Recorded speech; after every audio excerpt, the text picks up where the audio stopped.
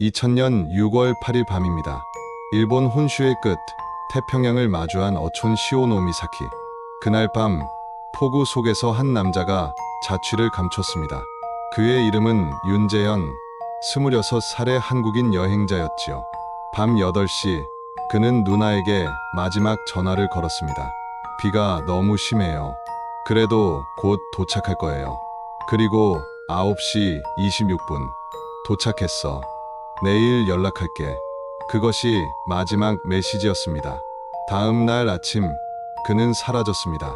방 안엔 여권과 지갑, 휴대전화가 그대로였고, 현관 앞에는 젖은 운동화 한 짝만이 남아 있었지요. 그날 이후 그의 흔적은 단 한 장의 CCTV 영상뿐이었습니다. 비에 젖은 채 문을 열고 들어오는 그의 모습. 그게 마지막이었지요. 25년이 지난 지금도 그날의 비와 어둠은 여전히 바다 위를 떠돌고 있습니다. 그는 어디로 갔을까요? 정말 어디로 사라진 걸까요? 윤재현은 1974년생입니다. 서울 변두리의 낡은 연립주택에서 자랐지요. 아버지는 그가 7살 때 집을 나갔습니다. 어머니와 3살 위 누나, 재경과 함께 근근히 살았지요. 어머니는 식당 주방에서 일했고, 누나는 고등학교를 마치자마자 공장에 들어갔습니다. 재현은 그 모습을 보며 자랐습니다. 그는 말이 없는 아이였습니다. 학교에서도 집에서도 그랬지요. 하지만 누군가 울고 있으면 옆에 앉았고, 누군가 아프면 끝까지 함께했습니다. 선생님은 그를 착한 아이라 불렀습니다. 그에게 착함은 선택이 아니라 본능에 가까운 것이었지요. 1993년 그는 지방 전문대 사회복지과에 입학했습니다. 장학금으로 학비를 냈고 밤에는 편의점에서 일했습니다. 졸업 후 서울 은평구의 복지관에 취직했습니다. 1997년 23살의 일이었지요. 그해 겨울 IMF가 터졌습니다. 복지관은 하루아침에 사람들로 가득 찼습니다. 실직자, 노숙인, 결식아동. 재현은 새벽 6시에 출근해 밤 11시에 퇴근했습니다. 주말엔 독거노인 댁을 돌았고 명절엔 무료급식소에서 배식을 했습니다. 그는 단 하루도 쉬지 않았습니다. 어머니가 물었습니다. 재현아, 넌 언제 쉬니? 그는 웃으며 대답했습니다. 저보다 힘든 사람들이 많아요. 하지만 그는 점점 말라갔습니다. 몸무게는 58kg까지 떨어졌고 밤마다 악몽을 꾸었지요. 꿈속에서 그는 늘 누군가를 구하려 했습니다. 하지만 손은 닿지 않았습니다. 1999년 가을, 그는 복지관 옥상에 올라섰습니다. 난간에 기대어 한참을 서 있었습니다. 그때 불던 바람 속에서 그는 처음으로 울었습니다. 2000년 2월, 그는 사표를 냈습니다. 잠깐 쉬고 싶습니다. 관장은 말했습니다. 그럴 줄 알았어. 넌 너무 열심히 살았어. 그는 고개를 숙였습니다. 죄송합니다. 미안해할 일이 아니야. 이제 내 인생을 살아봐. 3월, 그는 짐을 쌌습니다. 배낭 하나, 카메라 하나, 그리고 일기장 하나였습니다. 어머니는 돈을 쥐어주며 말했습니다. 아프지 말고 밥 잘 챙겨 먹어. 누나는 공항까지 함께 가서 그를 꼭 안았습니다. 재현아, 꼭 돌아와. 당연하죠. 누나. 그는 일본을 택했습니다. 가깝지만 낯선 곳. 누구도 자신을 부르지 않는 곳이 필요했죠. 그는 지도 한 장을 사서 도쿄와 오사카, 교토를 지웠습니다. 사람이 많은 곳은 이제 싫어요. 그는 일기장에 그렇게 썼습니다. 그가 동그라미 친 곳은 일본 열도의 최남단 와카야마현 시오노미사키. 태평양과 맞닿은 인구 700명의 작은 마을이었지요. 등대 하나, 바다 하나뿐인 곳이었습니다. 여기, 그는 그곳에 파란 펜으로 동그라미를 그렸습니다. 5월 중순, 그는 오사카 공항에 도착했습니다. 버스와 완행열차를 타고 천천히 남쪽으로 내려갔습니다. 서두르지 않았습니다. 작은 마을에 며칠씩 머물며 민박집 할머니와 저녁을 먹고 항구의 고양이를 구경했습니다.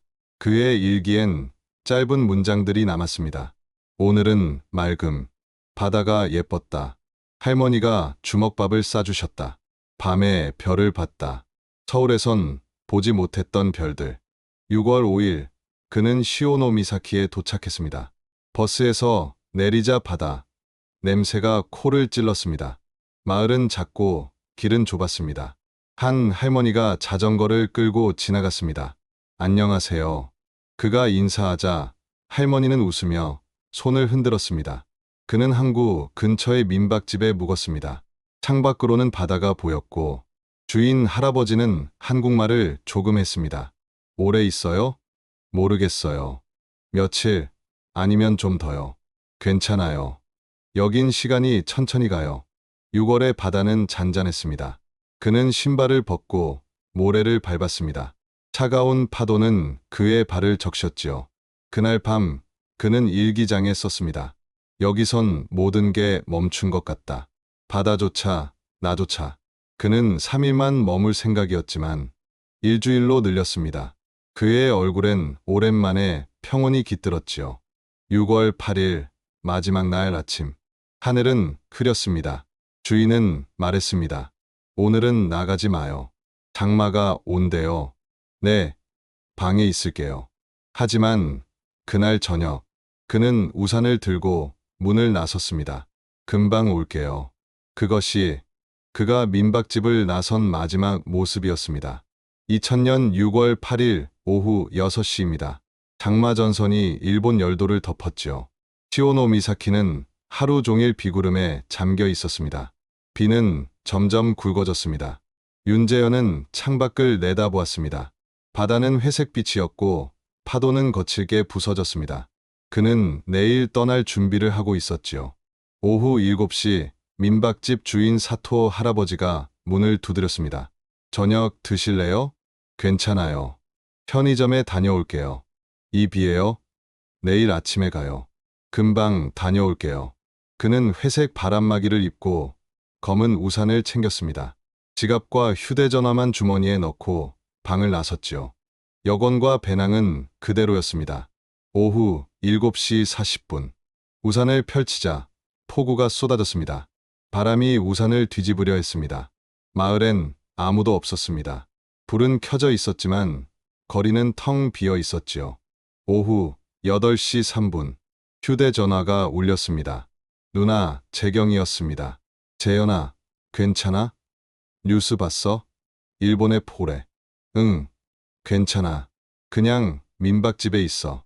그는 그렇게 말했지만 사실 걷고 있었지요. 진짜 조심해. 산사태라도 나면 큰일이야. 걱정 마요. 여긴 바닷가라 산도 없어요. 통화는 3분 남짓이었습니다. 그 목소리는 평온했습니다.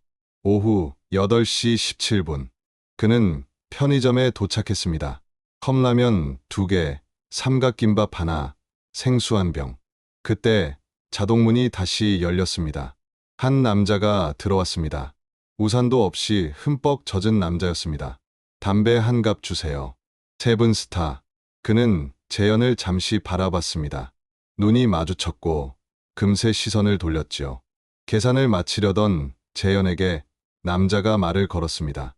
혹시 우산 하나 빌릴 수 있을까요? 재현은 잠시 망설이다가 자신의 우산을 건넸습니다. 괜찮아요. 저는 가까워요. 남자는 고개를 숙였습니다. 감사합니다. 오후 8시 22분. CCTV는 두 사람의 모습을 기록하고 있었습니다. 우산을 건네는 재현, 우산을 받는 남자. 그리고 비를 맞으며 뛰어나가는 재현. 1분 뒤 남자도 나갔습니다. 그는 천천히 걸어 나갔지요. 오후 8시 26분. 카메라가 편의점 앞 도로를 비추고 있었습니다. 왼쪽에서 재현이, 오른쪽에서 남자가 걸어왔습니다. 둘은 중앙에서 마주쳤습니다. 남자가 말을 걸었고 재현은 고개를 끄덕였지요. 그 순간 정전이 일어났습니다. 낙뢰가 변압기를 강타했습니다. 시오노미사키 전체가 암흑에 잠겼습니다. 15분 뒤 전기가 복구되었습니다. 하지만 그 짧은 15분 사이 무슨 일이 일어났는지 아무도 몰랐습니다. 오후 9시 26분. 누나의 휴대전화에 문자가 도착했습니다. 누나, 잘 도착했어. 비 많이 와서 늦었어. 내일 연락할게. 재경은 안도했습니다. 그래, 무사했구나. 그녀는 답장을 보냈습니다. 잘 자. 하지만 그는 다시 답하지 않았지요. 다음 날 아침, 사토 할아버지가 문을 두드렸습니다. 윤상, 아침이에요. 대답이 없었습니다. 방 안엔 모든 것이 그대로 있었습니다. 여권, 지갑, 배낭, 단 하나만 사라져 있었습니다. 그 자신이었지요. 현관 앞엔 젖은 운동화 한 짝이 있었습니다. 진흙이 묻고 끈이 풀려 있었습니다. 할아버지는 마을을 돌며 외쳤습니다. 윤상, 윤상. 아무도 대답하지 않았습니다. 오전 10시 파출소에 신고가 접수되었습니다. 한국인 숙박객이 사라졌습니다. 그렇게 윤재현의 실종 사건이 시작된 것입니다. 2000년 6월 9일 오전 10시 37분 시오노미사키 파출소에 한 통의 신고가 접수되었습니다. 경찰관 2명이 곧바로 민박집으로 출동했지요. 사토 할아버지는 떨리는 목소리로 전날 밤의 일을 설명했습니다. 방 안에는 배낭, 여권, 지갑, 휴대전화까지 그대로 있었지요. 누군가 급히 나간 흔적도, 다툰 흔적도 없었습니다. 어제 밤 몇 시에 나갔습니까? 7시 40분쯤이요. 편의점에 간다고 했어요. 혼자 갔습니까? 네, 혼자였어요. 평소 이상한 점은 없었습니까? 없었어요. 아주 조용하고 예의 바른 청년이었어요. 경찰은 곧장 편의점으로 향했습니다. 점원 오카다 씨는 또렷이 기억하고 있었지요. 어젯밤 8시 17분쯤 왔어요. 컵라면과 삼각김밥을 샀어요. 그 이후는요? 다른 손님한테 우산을 빌려주더니 비를 맞으며 나갔어요. 다른 손님이요? 네, 40대 남자였어요. 우산이 없었는데 한국 청년이 자기 우산을 건넸어요. 그 남자는요? 담배를 사고 나갔어요. 그 뒤로는 못 봤어요. CCTV 있습니까?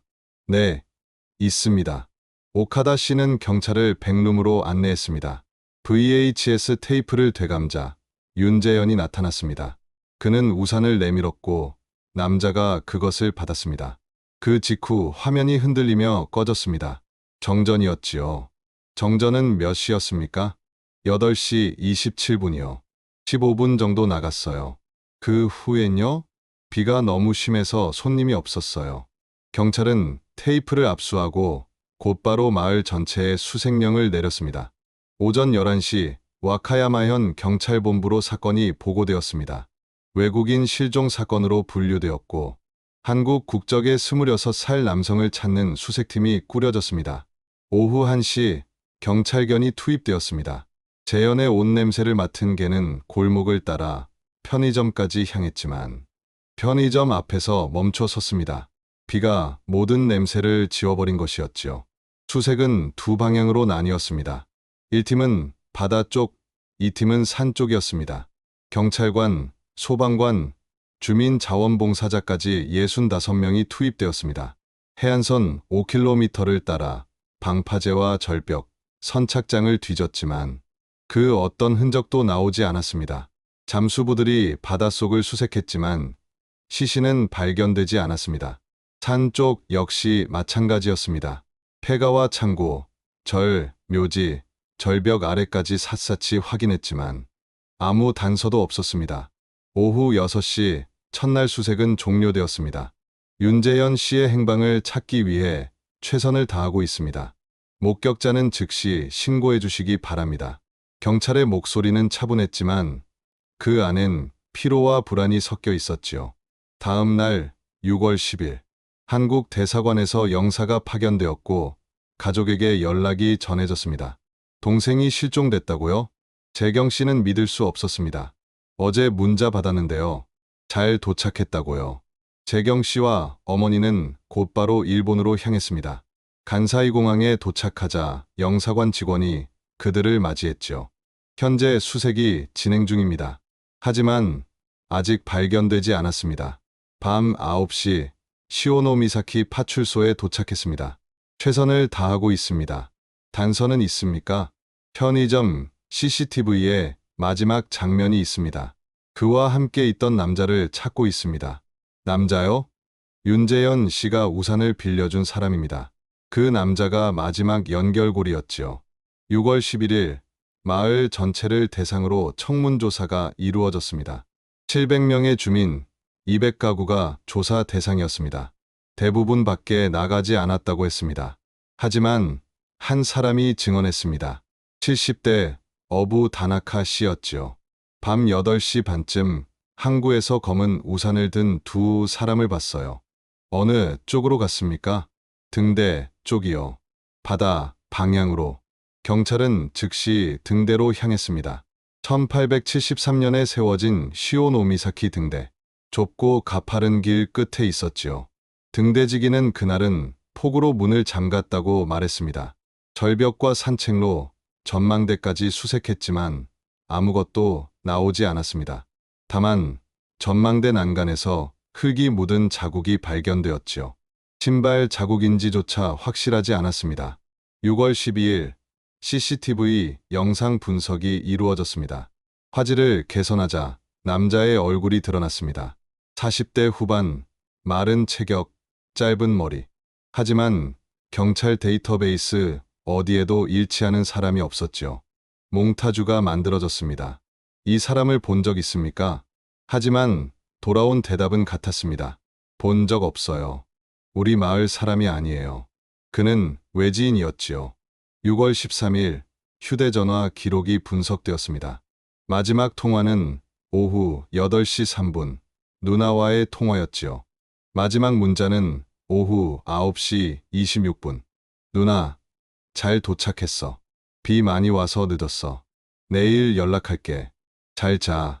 그 시각 그의 휴대전화는 민박집에서 200m 떨어진 곳 편의점과의 중간 골목에서 신호를 보냈습니다. 그 이후 전원은 완전히 꺼졌습니다.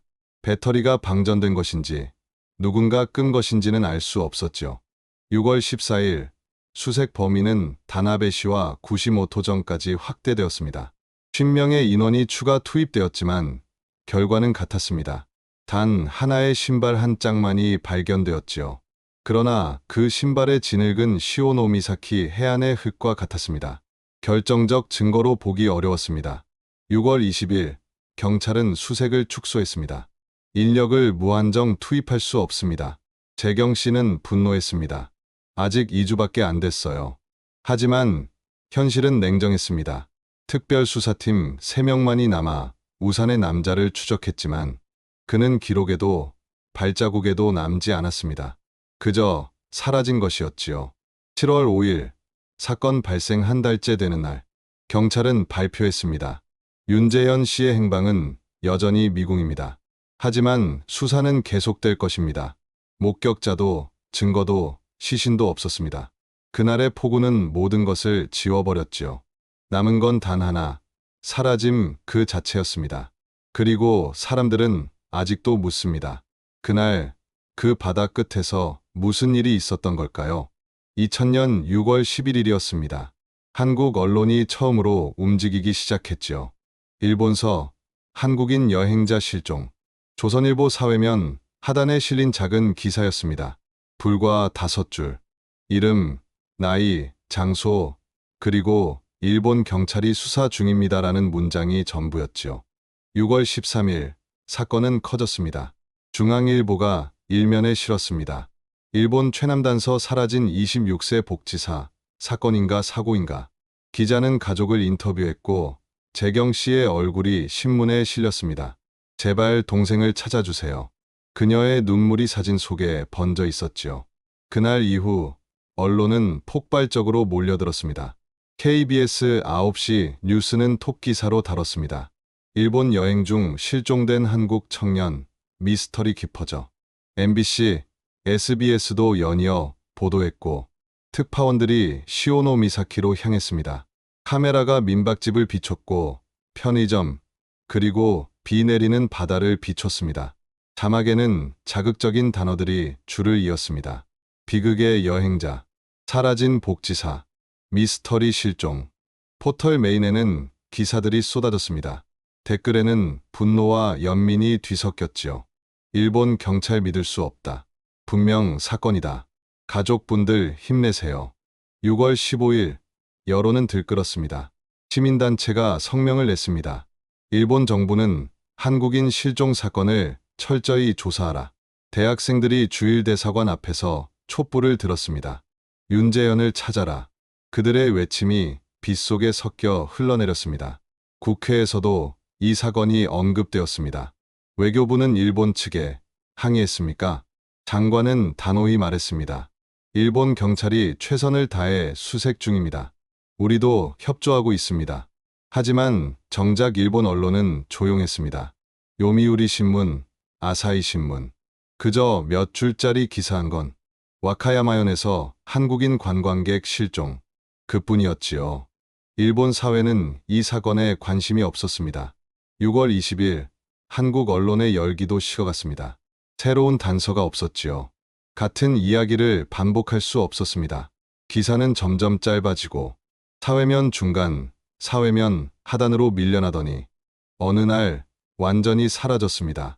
6월 30일 TV 시사 프로그램 PD수첩이 사건을 다뤘습니다. 제목은 일본에서 사라진 한국인들. 윤재현 사건이 방송의 중심이었지요. 화면에는 CCTV 영상이 공개되었습니다. 검은 우산을 든 남자의 몽타주가 떴습니다. 이 사람을 아시는 분은 제보해 주십시오. 방송 직후 제보 전화가 쏟아졌습니다. 100통이 넘는 전화가 걸려왔습니다. 저 사람 우리 동네에서 봤어요. 우리 회사에 다녔어요. 하지만 모두 오인이었습니다. 확인 결과 전혀 다른 사람들이었지요. 7월이 되자 사건은 뉴스에서 완전히 사라졌습니다. 새로운 사건들이 언론을 뒤덮었습니다. 연예인 스캔들, 정치 파문, 경제 위기. 윤재현의 이름은 점점 희미해졌지요. 인터넷 게시판에서도 이야기는 끊겼습니다. 가끔 누군가 그 일본 실종 사건 어떻게 됐어요? 라고 물었지만 아무도 대답하지 않았습니다. 8월이 되었습니다. 이제 가족만이 남았습니다. 재경 씨는 한국으로 돌아가지 못했습니다. 회사를 그만두고 시오노 미사키에 남았지요. 매일 바닷가를 걸었습니다. 비바람에 찢긴 전단지를 다시 붙이고 젖은 사진을 말려 다시 내걸었습니다. 어머니는 민박집에서 기다렸습니다. 재현이가 돌아오면 엄마가 여기 있어야지. 사토 할아버지는 말했습니다. 그냥 계세요. 방세는 안 받겠습니다. 그 말에 어머니는 조용히 고개를 숙였지요. 9월 재경 씨는 항구에서 아르바이트를 시작했습니다. 생선을 정리하고 상자를 날랐습니다. 손은 거칠어지고 어깨는 굽었습니다. 더 많은 사람에게 물어보기 위해 일본어를 배웠지요. 제 동생 못 보셨나요?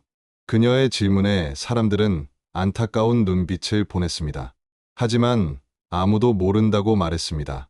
10월 한국 언론이 마지막으로 이 사건을 언급했습니다. 실종 4개월, 여전히 미궁. 작은 기사 한 줄이었습니다. 신문 구석, 누구도 눈길 주지 않았지요. 재경 씨는 그 기사를 오려 일기장에 붙였습니다. 그리고 이렇게 썼습니다. 2000년 10월 8일, 사람들은 재현이를 잊어가고 있다. 하지만 나는 잊지 않을 거야. 절대로. 그녀는 그날 밤 바다 앞에 섰습니다. 재현아, 여긴 내가 좋아하던 파도야. 나 여기 있어. 기다릴게. 꼭 돌아와 줘. 파도는 부서졌습니다. 그 어떤 대답도 없이. 그저 끝없이 부서질 뿐이었지요. 2001년이었습니다. 재경 씨는 여전히 시오노 미사키에 머물러 있었지요. 1년이 지났지만 그녀는 떠나지 않았습니다. 재현이가 돌아오면 제가 있어야죠. 어머니는 건강이 악화되어 한국으로 돌아가셨고 이젠 재경 씨 혼자 남았습니다. 그녀는 항구의 횟집에서 일했습니다. 설거지를 하고 손님을 맞으며 일본어를 배웠습니다. 이제는 유창했지요. 마을 사람들은 그녀를 안타깝게 바라봤습니다. 이제 한국 가세요. 아직이에요. 조금만 더 기다릴게요. 여름이 올 때마다 그녀는 전단지를 새로 인쇄했습니다. 빛바랜 사진 대신 새 잉크로 새 종이에 실종자를 찾습니다. 같은 전단지를 같은 장소에 붙였지요. 이제 마을 사람들은 말리지 않았습니다. 2003년 사토 할아버지가 세상을 떠났습니다. 장례식에서 할머니가 유언을 전했습니다. 재현 씨 방은 그대로 두세요. 그 말처럼 방은 그대로였습니다. 배낭엔 먼지가 쌓였고 할머니는 가끔 그 방을 쓸며 혼잣말을 했습니다. 재현 씨, 언제 오실 거예요? 2005년 마을의 편의점이 문을 닫았습니다. 인구가 줄었기 때문이었습니다. 700명이던 주민은 600명으로 줄었지요. 그 셔터는 녹슬고 간판은 색이 바랬습니다. 재경 씨는 그 앞에 서서 한참을 바라봤습니다. 여기가 재현이가 마지막으로 들어갔던 곳인데 CCTV는 사라졌고 테이프만 경찰서에 남아 있었습니다. 2007년 어머니가 세상을 떠나셨습니다. 심장마비였습니다. 영정 앞에서 재경 씨는 무너졌습니다. 엄마, 미안해요. 재현이 못 찾았어요. 사람들은 말했습니다. 이제 그만해. 내 인생도 살아야지. 하지만 그녀는 대답했습니다. 아직이에요. 재현이가 기다리고 있어요. 장례를 마치고 일주일 뒤 그녀는 다시 일본으로 돌아왔습니다. 시오노 미사키가 이제 그녀의 집이었지요. 2010년 실종 10년째. 한국 언론이 잠시 그를 다시 언급했습니다. 10년째 미제, 일본서 사라진 청년. 작은 기사였지요. 댓글 몇 개만 달렸습니다. 아직도 못 찾았네요. 그리고 사람들은 또 잊었습니다. 재경 씨는 40대가 되었습니다. 머리에 흰머리가 섞이고 얼굴엔 주름이 생겼습니다. 그녀는 여전히 바닷가를 걸었습니다. 재현아, 나 여기 있어. 그 말은 기도처럼 반복되었지요. 마을은 점점 비어갔습니다. 600명이던 인구는 500명으로 줄었습니다. 민박집도 문을 닫았습니다. 사토 할머니가 세상을 떠난 뒤 그 집은 빈집이 되었습니다. 이웃이 말했습니다. 재경 씨가 열쇠를 가지세요. 그 방엔 재현 씨 물건이 있으니까요. 그녀는 열쇠를 쥐고 10년 만에 민박집 문을 열었습니다. 다다미는 썩었고 벽지는 곰팡이가 폈습니다. 하지만 재현의 배낭은 그대로였지요. 그녀는 배낭을 열었습니다. 옷가지와 세면도구, 그리고 책 한 권. 무라카미 하루키의 상실의 시대였습니다. 114페이지, 밑줄이 그어져 있었지요. 죽음은 생의 대극이 아니라 그 일부로서 존재한다. 그녀는 책을 가슴에 안았습니다. 울지 않았습니다. 이미 눈물은 다 말랐으니까요. 2012년 세상은 바뀌었습니다. 스마트폰과 SNS가 일상이 되었지요. 재경 씨도 페이스북을 시작했습니다. 윤재현을 찾습니다라는 페이지를 만들었습니다. 사진과 사연을 올렸습니다. 찾으셨으면 좋겠어요. 응원합니다. 몇몇 댓글이 달렸지만 곧 아무도 보지 않았습니다. 그녀의 글은 타임라인 속에 묻혀버렸습니다. 2015년 실종 15년째. 경찰은 기록을 디지털로 보관하기 시작했습니다. VHS 테이프는 파일로 바뀌었지요. 그녀는 경찰서에 요청했습니다. CCTV 영상 받을 수 있을까요? 유족분이시니까요. 드리겠습니다. USB를 받아 집으로 돌아왔습니다. 노트북에 꽂고 재생했지요. 그 화면 속엔 26살의 재현 씨가 있었습니다. 젊고 따뜻한 얼굴이었습니다. 비를 맞으며 남에게 우산을 건네고 있었습니다. 재경 씨는 그 장면에서 영상을 멈췄습니다. 너는 그때도 남을 먼저 생각했구나. 영상은 정전과 함께 꺼졌습니다. 15초의 암흑이 이어졌지요. 그리고 다시 화면이 켜졌을 때 그 자리는 비어 있었습니다. 그녀는 그 15초를 수백 번 돌려봤습니다. 하지만 아무것도 보이지 않았습니다. 2017년 마을엔 이상한 소문이 돌았습니다. 비 오는 날이면 젖은 신발 소리가 들린대요. 어디서요? 옛 민박집 근처에서요. 그 소문을 들은 재경 씨는 그날 밤 폭우 속으로 걸어 나갔습니다. 재현아, 정말 너니? 그녀는 새벽까지 기다렸지만 들린 건 빗소리뿐이었습니다. 그녀는 폐렴에 걸렸습니다. 이제 무리하시면 안 됩니다. 의사의 말에도 그녀는 웃었습니다. 괜찮아요. 전 아직 기다려야 해요. 2019년 마을 인구는 400명으로 줄었습니다. 학교는 폐교되고 상점들도 문을 닫았습니다. 그녀가 일하던 횟집도 사라졌지요. 요양원에 취직해 노인들을 돌봤습니다. 거울을 볼 때마다 그녀는 생각했습니다. 재현이는 여전히 26살인데 나만 늙어가네. 편의점이 있던 자리엔 잡초가 자랐습니다. 민박집은 절반이 무너졌습니다. 사건의 흔적은 하나둘 사라졌지요. 증언자들도 세상을 떠났습니다. 2020년 1월 재경 씨는 일기장에 썼습니다. 20년이 지났다. 재현이는 어디 있을까? 살아있을까? 죽었을까? 아직도 모르겠다. 하지만 나는 여전히 기다린다. 평생 기다릴 것 같다. 이제 마을 사람들은 그 사건을 이야기하지 않습니다. 기억하는 이도 거의 없지요. 다만 비 오는 날이면 노인들이 말합니다. 그때 한국 청년 실종 사건 기억나? 아, 그 일. 결국 못 찾았지. 그 누나, 아직도 그 마을에 있더라. 그리고 대화는 조용히 끝납니다. 그곳에선 여전히 비 오는 밤이면 젖은 신발 소리가 들린다고 합니다. 누군가 우산도 없이 어둠 속을 걷고 있다고 하죠. 아무도 그의 얼굴을 보지 못했습니다. 아무도 그에게 말을 걸지 않았습니다. 그는 그저 걷습니다.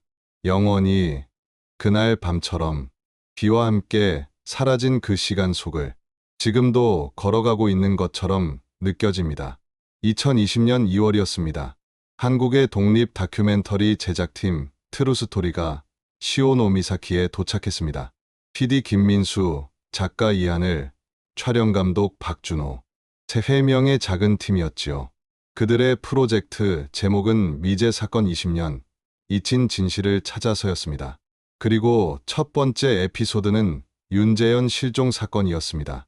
김민수 PD는 요양원에서 일하던 재경 씨를 찾아왔습니다. 누나, 인터뷰 해주실 수 있을까요? 그녀는 이제 55살이었고 머리는 반백으로 변했지요. 하지만 눈빛만큼은 20년 전 그대로였습니다. 다큐멘터리요? 네, 제발 해주세요. 2월 8일 취재팀은 와카야마현 경찰서를 방문했습니다. 20년 전 사건 자료를 요청했지요. 오래된 사건이라 자료가 많지 않습니다. 형사는 그렇게 말하며 낡은 상자 하나를 꺼냈습니다. 윤재현 실종 사건 2000-0608. 그 안엔 서류와 사진, 증거품 목록, 그리고 VHS 테이프 2개가 들어 있었습니다. 이건 뭡니까? 편의점 CCTV 원본입니다. 하나는 7시부터 9시, 다른 하나는 9시부터 11시까지입니다. 디지털 파일은요? 첫 번째만 변환했습니다. 두 번째는 아무것도 찍히지 않아 폐기됐습니다. 김민수 PD는 눈을 빛냈습니다. 그 테이프, 저희가 복원해도 될까요? 유족 동의만 있으면 가능합니다. 재경 씨는 망설이지 않았습니다. 가져가세요. 뭐라도 나올 수 있다면. 2월 10일 서울의 디지털 아카이브 랩 복원 전문가 최진혁 대표가 테이프를 확인했습니다. 20년 된 거네요. 상태가 좋진 않아요. 그래도 시도해보죠. 2주가 걸렸습니다. 2월 25일 연락이 왔습니다. 뭔가 나왔어요. 첫 번째 테이프가 재생됐습니다. 재현 씨가 편의점에 들어오는 장면, 비를 맞은 얼굴, 그리고 우산을 건네는 장면. 이미 익숙한 화면이었지요. 이건 아는 거고요. 잠시만요. 지금부터가 중요합니다. 화면이 정전으로 꺼졌습니다. 15초의 암흑. 그리고 다시 켜졌을 때 편의점 유리창 한쪽에 희미한 그림자가 나타났습니다. 여기요. 8시 43분 22초. 밝기를 높이고 노이즈를 제거하자. 창문 너머로 누군가의 실루엣이 보였습니다. 카메라를 든 사람. 편의점 안을 찍고 있었지요. 저건 뭐죠? 누군가 윤재현 씨를 촬영하고 있었습니다. 취재팀은 얼어붙었습니다. 두 번째 테이프를 재생했습니다. 9시부터 11시까지. 빈 편의점, 점원만이 카운터에 앉아 있었습니다. 정말 아무것도 없네요. 조금만 기다리세요. 9시 47분.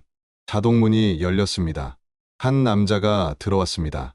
40대 후반, 검은 우산을 든 남자. 윤재현 씨에게 우산을 빌렸던 바로 그 사람이었습니다. 그는 담배를 하나 사고 점원에게 물었습니다. 아까 그 한국 청년 어디로 갔는지 아세요? 점원이 대답했습니다.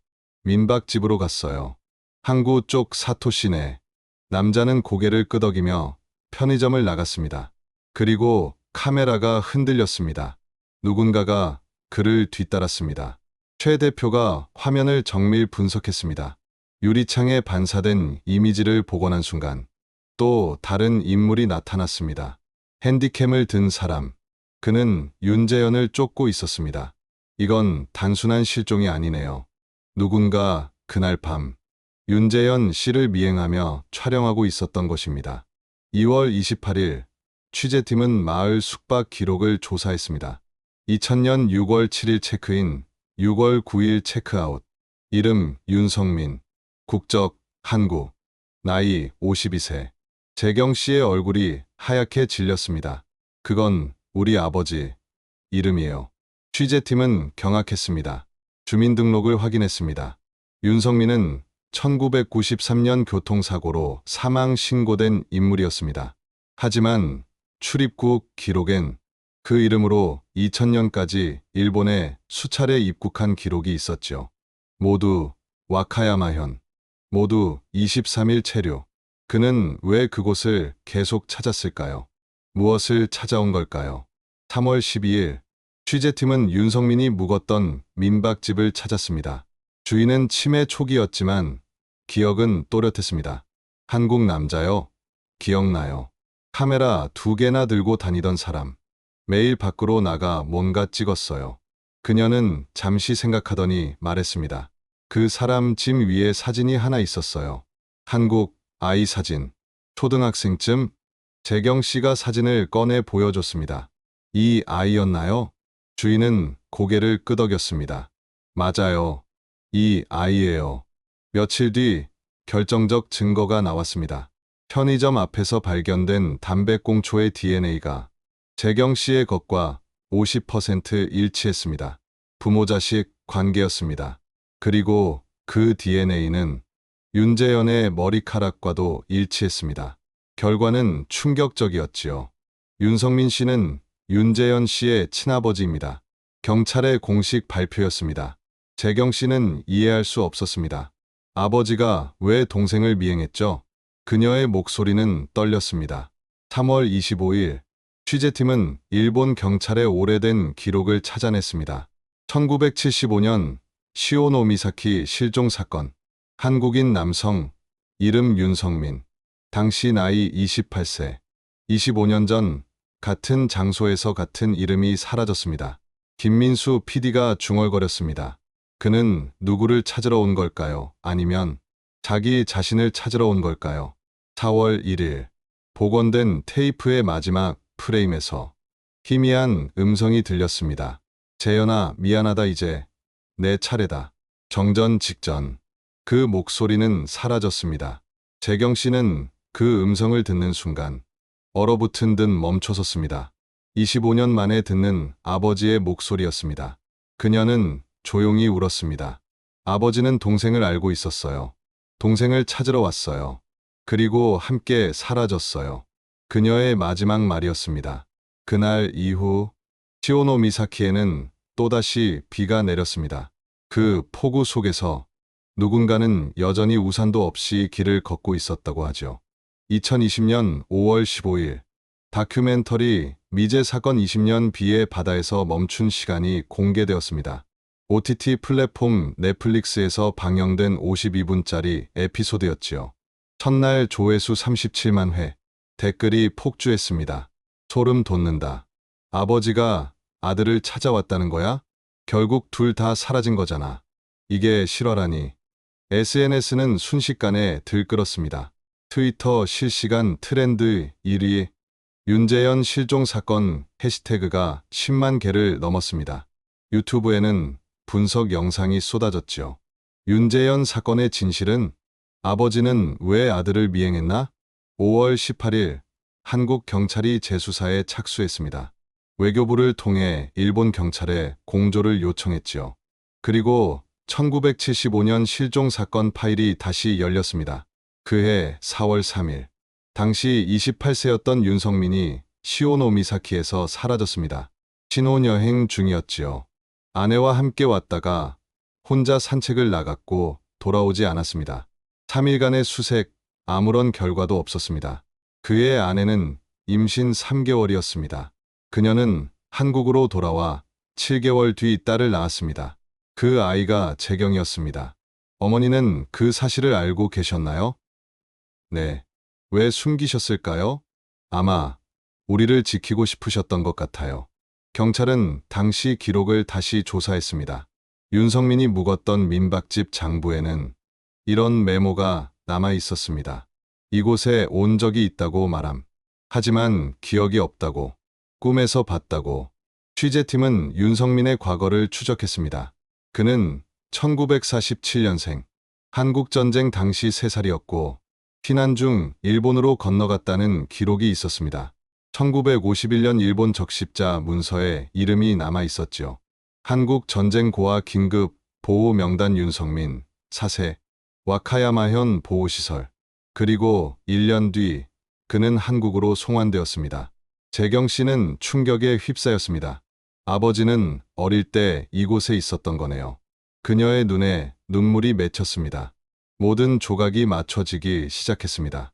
윤성민은 어린 시절 이곳에서 자랐고 기억은 잊었지만 무의식은 그 바다를 기억하고 있었던 것이지요. 1975년 그는 신혼여행으로 그곳을 다시 찾았습니다. 그리고 사라졌습니다. 25년 뒤 2000년 그는 다시 나타났습니다. 아들 윤재현을 따라서. 왜였을까요? 아무도 모릅니다. 5월 30일 경찰이 공식 발표했습니다. 윤성민과 윤재현은 부자 관계로 확인되었습니다. 두 사람 모두 시오노미사키에서 실종되었습니다. 25년 간격으로 같은 장소에서. 두 사건은 연관이 있습니까? 현재로선 알 수 없습니다. 6월 8일 윤재현 실종 20주기. 재경 씨는 바닷가에 작은 추모비를 세웠습니다. 윤재현 1974-2000, 그리고 윤성민 1947, 1975, 이곳에서 영원히 바람이 불었습니다. 파도가 밀려왔습니다. 그녀는 무릎을 꿇고 기도했습니다. 아버지, 동생 이제는 함께 있겠죠? 그날 다큐팀이 마지막 인터뷰를 진행했습니다. 지금 심정이 어떠세요? 복잡해요. 하지만 이제는 알아요. 동생이 혼자가 아니었다는 걸. 아버지가 함께였다는 걸. 아버지는 왜 아들을 따라왔다고 생각하세요? 아마도 아버지도 상처받은 분이었을 거예요. 25년간 세상에서 숨은 채 살아온 사람. 그리고 동생이 이곳에 온다는 걸 알았을 때 아버지는 결심했겠죠. 이젠 함께 가자고. 함께 어디로요? 그 바다로요. 아버지가 사라졌던 바로 그 바다로. 6월 15일 경찰은 재경 씨에게 유품 하나를 전달했습니다. 20년 전 민박집에서 발견된 일기장이었습니다. 그녀는 마지막 페이지를 펼쳤습니다. 2000년 6월 8일자. 며칠 전부터 누군가 나를 지켜보는 느낌이 든다. 카메라를 든 남자. 그런데 이상하게도 무섭지 않다. 오히려 익숙하다. 마치 오래전부터 알고 있던 사람 같다. 그 아래 지워진 문장이 있었습니다. 빛에 비춰보니 희미하게 드러났습니다. 그가 사라진 이유를 알 것 같다. 나도 이제 그 바다로 간다. 재경 씨는 손을 떨며 속삭였습니다. 동생은 알고 있었어요. 뭔가를 알고 있었어요. 7월 경찰의 최종 발표가 있었습니다. 윤성민은 1975년 실종 이후 생존해 있었던 것으로 보입니다. 사망 신고는 허위였을 가능성이 높습니다.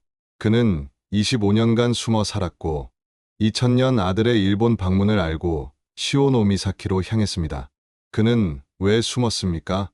왜 아들에게 나타나지 않았습니까? 그들은 어디로 갔습니까? 모든 답은 같았습니다. 알 수 없습니다. 2020년 8월 사건은 다시 미제로 종결되었습니다. 시신은 발견되지 않았고 증거도 사라졌습니다. 부자 푸즈는 함께 사라졌습니다. 25년의 간격으로 같은 장소에서 재경 씨는 여전히 시오노 미사키에 남았습니다. 이제 61, 요양원에서 일하며 휴일이면 바닷가를 걷습니다. 그녀는 더 이상 진실을 찾지 않습니다. 다만 기억할 뿐이지요. 사람은 사라지지 않는다. 단지 그리움의 형태로 남을 뿐이다. 그 문장은 추모비에 새겨져 있습니다. 매년 6월 8일, 그녀는 흰 국화 2송이를 놓습니다. 하나는 아버지를 위해, 하나는 동생을 위해. 바다는 여전히 아무 말도 하지 않습니다. 파도는 진실을 지우지만 기억만은 지워지지 않지요. 이제 사람들은 이 사건을 이렇게 부릅니다. 3번 뒤집힌 실종. 첫 번째 뒤집힘 실종자가 살아 있었습니다. 두 번째 뒤집힘 그가 아들을 찾아왔습니다. 세 번째 뒤집힘 두 사람은 함께 사라졌습니다. 그리고 지금도 비 오는 날이면 시오노 미사키의 바닷가에서 사람들은 두 사람을 본다고 합니다. 큰 사람과 작은 사람. 검은 우산 하나를 함께 쓰고 걷는 모습이지요. 하지만 가까이 다가가면 그들은 빗속 안개 속으로 사라집니다. 흔적도 없이 그날 밤처럼 영원히. 시오노 미사키의 바다는 여전히 아무 말도 하지 않습니다. 파도는 매일 밀려왔다가 다시 물러가지요. 진실을 지우며, 그러나 기억은 결코 지워지지 않습니다. 1975년 한 아버지가 사라졌습니다. 2000년 그의 아들이 사라졌습니다. 25년의 간격이 있었지만 그들은 결국 같은 곳으로 갔습니다. 어쩌면 그곳은 바다가 아니라 서로의 품이었을지도 모르지요. 윤재현은 평생 다른 사람을 구한 사람이었습니다. 윤성민은 평생 자신을 잃고 살아온 사람이었습니다. 두 사람 모두 상처받은 영혼이었지요. 세상의 무게를 견디다 지쳐버린 사람들이었습니다. 우리는 그들을 기억해야 합니다. 실종자는 숫자가 아닙니다. 그들은 누군가의 아들이고 아버지이고 형제입니다. 그들의 빈자리는 결코 채워지지 않습니다. 재경 씨는 여전히 그 바닷가를 걷습니다. 61의 나이가 되었지만 여전히 그 길을 따라 걷지요. 이제 그녀는 더 이상 답을 찾지 않습니다. 다만 사랑합니다. 돌아오지 않는 사람들을. 사람은 사라지지 않습니다. 단지 그리움의 형태로 남을 뿐이죠. 어쩌면 사랑이란 사라진 일을 평생 기억하는 것인지도 모릅니다. 그것이 우리가 할 수 있는 전부이죠. 이야기는 끝났지만 남겨진 이들의 기다림과 그리움은 여전히 이어지고 있습니다. 우리가 함께 기억하고 마음을 나눌 때 그들의 고통은 조금은 가벼워질지도 모릅니다. 다음 이야기도 함께해 주시길 바라며 지금까지 실종의 흔적이었습니다. 구독과 알림 설정으로 우리의 기억을 이어가 주세요.